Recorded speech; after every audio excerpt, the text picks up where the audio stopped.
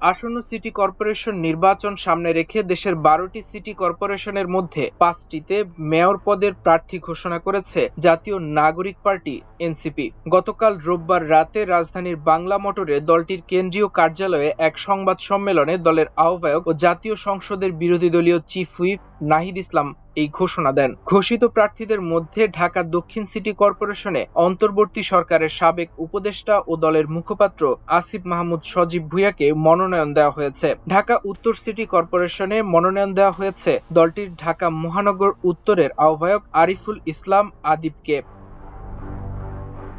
এছাড়া Comilla city corporation নির্বাচনে প্রার্থী করা হয়েছে এনসিপির জাতীয় যুব শক্তির আহ্বায়ক অ্যাডভোকেট তারিকুল ইসলামকে। সিলেট সিটি কর্পোরেশনে এনসিপির মনোনীত প্রার্থী দলটির সিলেট মহানগরের আহ্বায়ক অ্যাডভোকেট মোহাম্মদ আব্দুর রহমান আফজাল। রাজশাহী সিটি কর্পোরেশনে দলটির মনোনয়ন পেয়েছে রাজশাহী মহানগরের আহ্বায়ক মোহাম্মদ মোবাশ্বের আলী।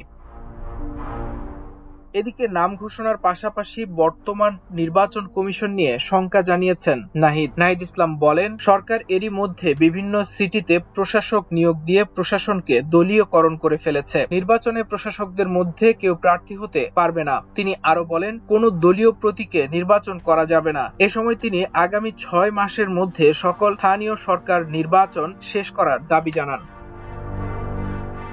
এর আগে গত ২২ ফেব্রুয়ারি স্থানীয় সরকার তথা সিটি কর্পোরেশন সংশোধন আইন ২০২৪ অনুযায়ী ঢাকা উত্তর দক্ষিণ সহ দেশের ৬টি সিটি কর্পোরেশনে প্রশাসক নিয়োগ দিয়েছে বর্তমান সরকার। স্থানীয় সরকার, পল্লী উন্নয়ন ও সমবায় মন্ত্রণালয়ের স্থানীয় সরকার বিভাগের জারি করা এক প্রজ্ঞাপনে এ তথ্য জানানো হয়। তবে এবার আমলাদের পরিবর্তে রাজনৈতিক ব্যক্তিদের প্রশাসক হিসেবে নিয়োগ দেওয়া হয়েছে। প্রজ্ঞাপনে বলা হয়েছে, নির্বাচিত জনপ্রতিনিধিরা দায়িত্ব গ্রহণ না করা পর্যন্ত বা পরবর্তী নির্দেশ না দেওয়া পর্যন্ত এসব নিয়োগ কার্যকর থাকবে।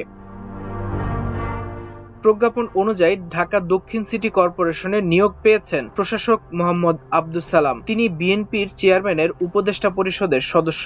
ঢাকা উত্তর সিটি কর্পোরেশনে নিয়োগ পেয়েছেন মোহাম্মদ শফিকুল ইসলাম খান। তিনি ত্রয়োদশ জাতীয় সংসদ নির্বাচনে ঢাকা ১৫ আসন থেকে বিএনপির মনোনীত প্রার্থী ছিলেন। খুলনা সিটি কর্পোরেশনে নিয়োগ পেয়েছেন বিএনপির খুলনা বিভাগের সাবেক সাংগঠনিক সম্পাদক নজরুল ইসলাম মঞ্জু। এছাড়া সিলেট সিটি কর্পোরেশনে সিলেট জেলা বিএনপির সভাপতি আব্দুল কাইয়ুম চৌধুরী, নারায়ণগঞ্জ সিটি কর্পোরেশনে নারায়ণগঞ্জ মহানগর বিএনপির আহ্বায়ক মোহাম্মদ সাখাওয়াত হোসেন খান এবং গাজীপুর সিটি কর্পোরেশনে নিয়োগ পেয়েছেন মোহাম্মদ সাখাওয়াত হোসেন সরকার। তিনিও গাজীপুর মহানগর বিএনপির সভাপতি।